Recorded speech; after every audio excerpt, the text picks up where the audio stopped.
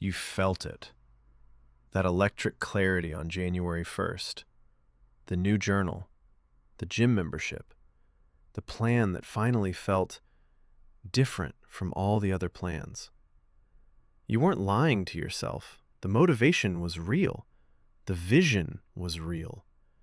The version of you standing at the start of that year felt inevitable. And then, somewhere around January 19th, researchers actually call it Quitter's Day, something quietly died. Not with a dramatic crash, just a slow fade. A missed day that became a missed week, an excuse that felt reasonable until it became a lifestyle. And now you're here, wondering why you do this every single year. Wondering if you're broken.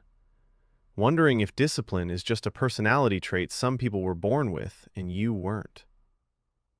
You're not broken, but you have been lied to about what motivation actually is, where it comes from, and why the calendar has nothing to do with any of it. The story you've been sold goes like this. A new year is a fresh start, a blank page. You just need enough inspiration, the right system, the right habit tracker, the right morning routine, and this time it'll stick. So you buy the planner. You watch the motivation videos. You tell people about your goals because that feels like momentum. And for a few days, it works. You feel different. You are different. Until you're not. And the conventional explanation is that you lacked discipline. Your willpower ran out. You needed more motivation. So you go looking for another hit of inspiration, and the cycle repeats. This explanation is not just wrong. It's designed to keep you stuck, because it points you back to the same broken solution every single time. The real problem isn't that your motivation fades. The real problem is that you completely misunderstand what motivation is in the first place. Here's what's actually happening inside your brain. Motivation isn't a fuel tank you fill up. It's a signal, a biological response to perceived possibility. When January 1st arrives, your brain does something remarkable. It detaches temporarily from your current identity and projects you into a possible future self. Psychologists call this the fresh start effect. The calendar creates a psychological boundary, a before and after, that makes change feel not just possible, but close. That feeling isn't fake. That's your brain genuinely showing you who you could be. But here's what no one tells you. That future self your brain projected, it isn't you. Not yet. It's a stranger.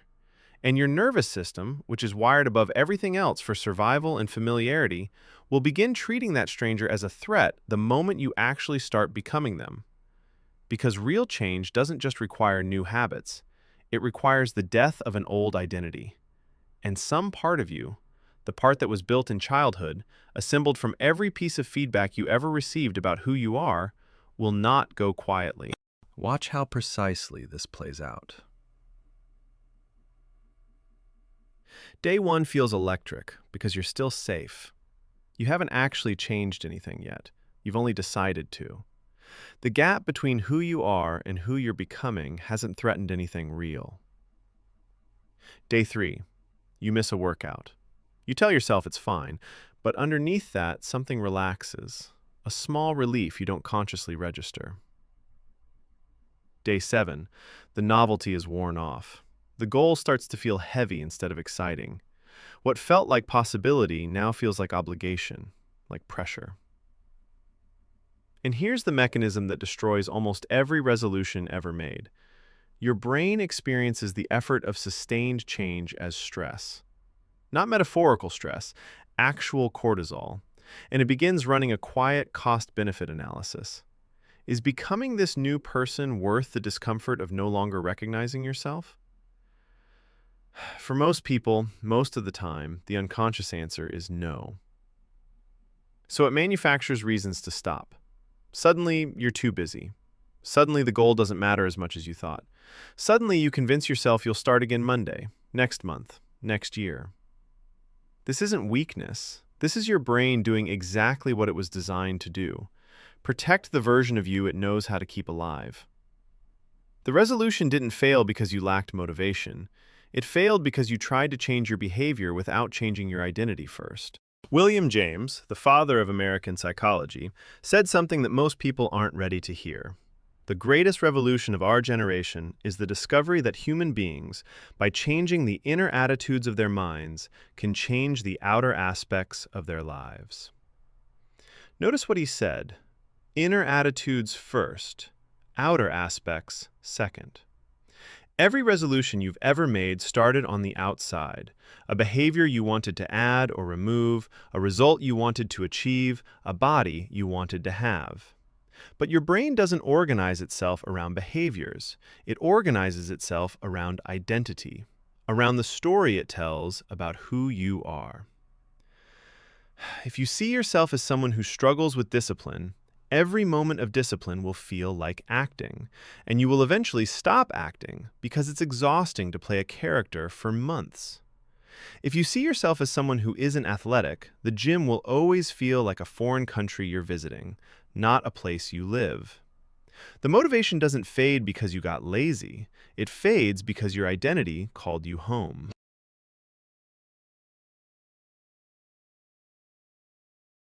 So what actually works? Not more motivation, not a better system, not a different date on the calendar. Identity first change.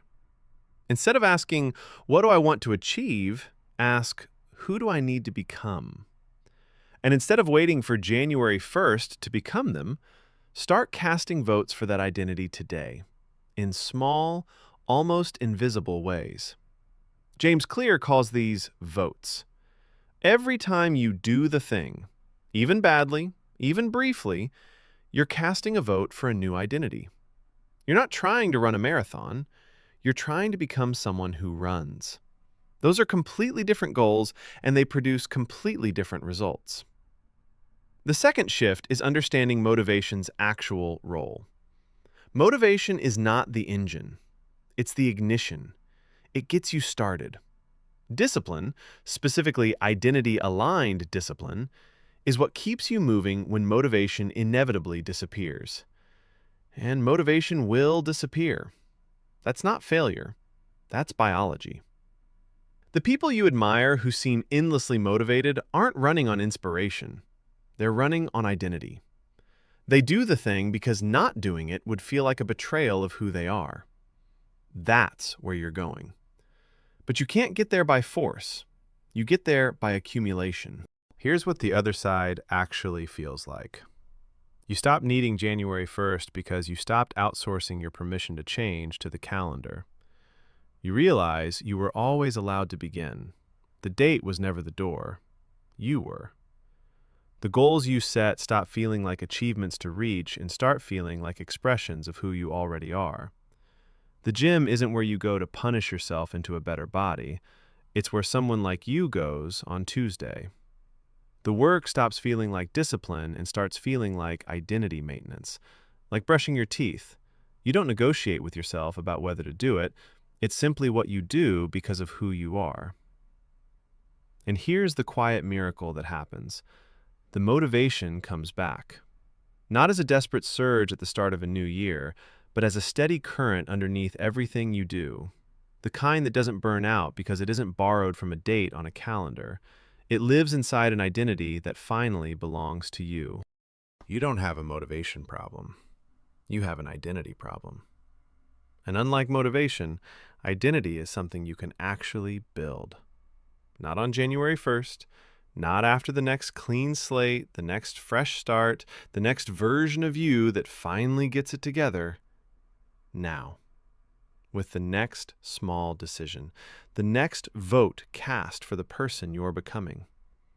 The resolution was never the problem. The resolution was pointing at something real, a gap between who you are and who you know you could be. The question isn't whether you have the motivation to close that gap. The question is whether you're willing to let the old version of you go quietly, because the new one has been waiting long enough.